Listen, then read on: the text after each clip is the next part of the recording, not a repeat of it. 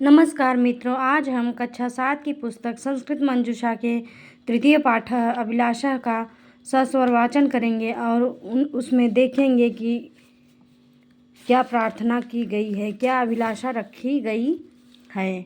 आइए देखते हैं। तृतीय पाठ अभिलाषा।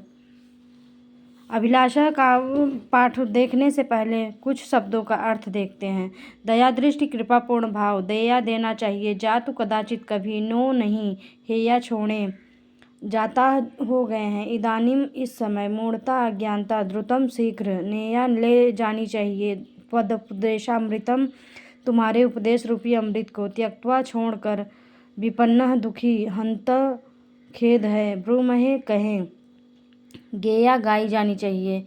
स्वीया अपने, विनीत प्रार्थनैकेयम, विनीत प्रार्थना इकाइयम, ये संधि विच्छेद है। विनम्र प्रार्थना एक यह।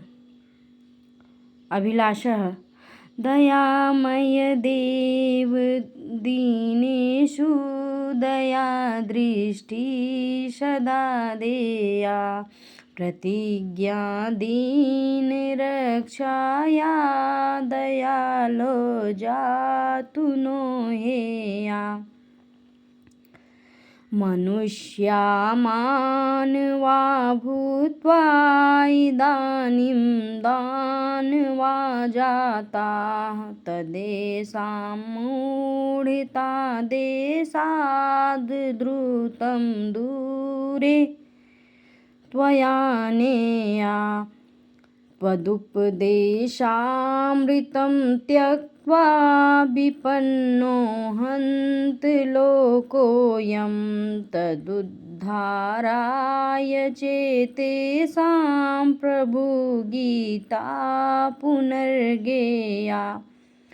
किमधिकं ब्रूमहे भगवन् विनीत प्रार्थनैकेयं,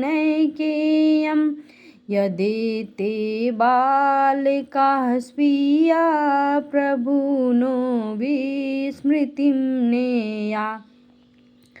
अर्थात जो लेखक हैं उनकी अभिलाषा है कि हे दयामय देव, हे कृपापूर्ण भाव के प्रभु, आप हम पर अपनी कृपा सदा ही बनाए रखना। और आपने जो प्रतिज्ञा ली है कि दीन रक्षा और दयालु असहायों की सहायता करेंगे, दीन दयालु की रक्षा और असहायों की सहायता करेंगे, अपनी इस प्रतिज्ञा को कभी मत छोड़िएगा। मनुष्या मानवा भूत्वा इदानीं दानवा जाता, तदेषां मूढता देशाद् द्रुतं दूरे त्वयानेया। अर्थात आजकल का मनुष्य जो है वो मूर्ख हो गया है, अज्ञानी हो गया है। उसे अपने लोभ के आगे कुछ भी दिखाई नहीं दे रहा है। वो पाप पुण्य कुछ किसी के विषय में नहीं सोच रहा है। वो दानव हो गया है। आप मनुष्यों की इस अज्ञानता से देश को बचाए रखना प्रभु, यही आपसे प्रार्थना है।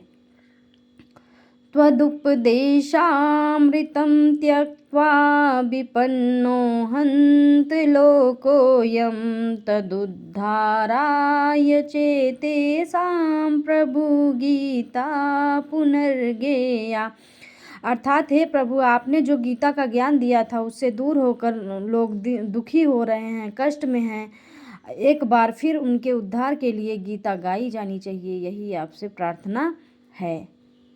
किमधिकं ब्रूमहे भगवन् विनीत प्रार्थनैकेयं,